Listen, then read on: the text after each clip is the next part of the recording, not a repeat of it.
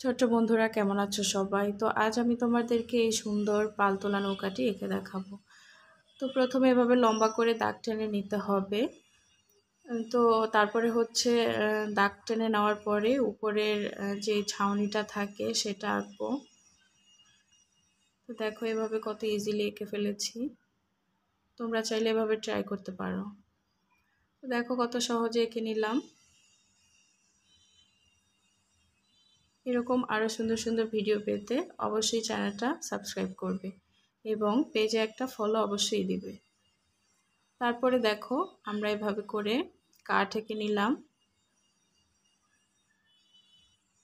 তারপরে দেখো একটা রঙিন কাপড় আঁকবো।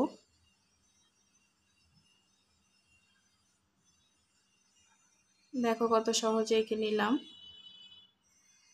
দেখতেও খুব সুন্দর লাগছে। তো দেখো রং করে দিলাম।